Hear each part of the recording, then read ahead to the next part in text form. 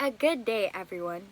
I am Dayan Katrina Timonte Agudo, a third-year student from the School of Nursing, here to present to you my art talk entitled Healing in Motion, Why Art's Appreciation Belongs in Mental Health.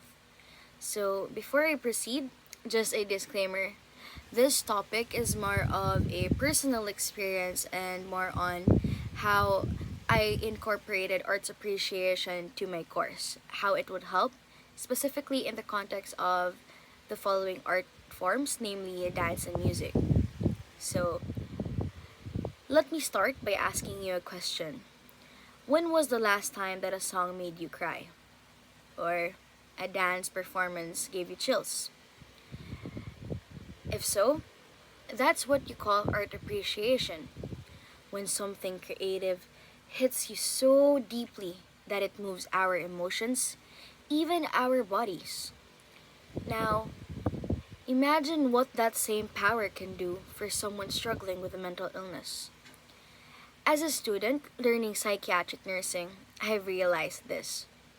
Art, especially dance and music, isn't just something to enjoy. It is something that actually has the potential to heal. Here's what's cool about it. The brain doesn't really separate art from emotions. When someone dances or listens to music, it activates areas in our brain that controls the memory, the mood, and even our movement. That is why even people who are experiencing severe depression or trauma can respond even when words don't speak or work. During my clinical rotation for psychiatric nursing, I once saw a patient who had not spoken in days tap their fingers to a beat, and over time, they started moving to music almost like they were remembering how to feel again. And that's not just therapy. That is also art appreciation being put into action. Because when we appreciate the art form, we are also appreciating the person experiencing it. We stop treating patients like problems and start seeing them as people with rhythm, creativity, and voice. In school, we often treat arts appreciation as a side subject. Technically, I hear people questioning, what is this subject for? What will it do for the course I'm actually taking right now? But what if we flip that? What if understanding art actually helped us to become better caregivers? When we study dance, we don't just see movement. We don't just we see expression. When we study music, we don't just hear the sound. We actually hear emotions, culture, and connection. And that lens actually helps us treat our patients with more empathy, understanding, and more respect. So basically, art appreciation teaches us to slow down and look deeper, to notice tone, posture, rhythm. Basically, all things that helps us connect with people, especially those with emotional pain.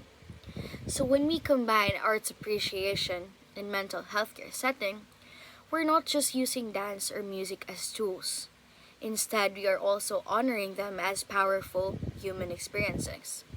So, as I proceed, I would like to show you a short clip as to how our dance and music therapy went. So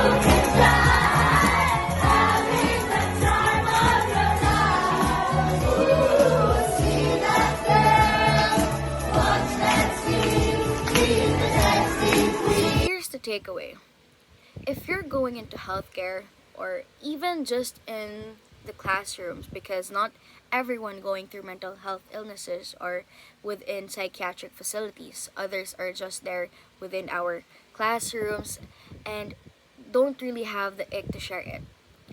So if going into that, don't leave your love for art behind. We have to bring it with you, because letting someone sway, even if it's just side to side, talking about their favorite artists, you get to see how they light up. Because as we appreciate the arts, we actually make space for emotion, identity, and healing, not just for patients, but also for ourselves.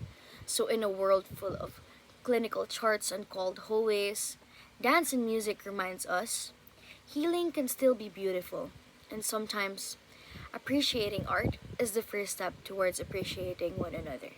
And that is all. Thank you.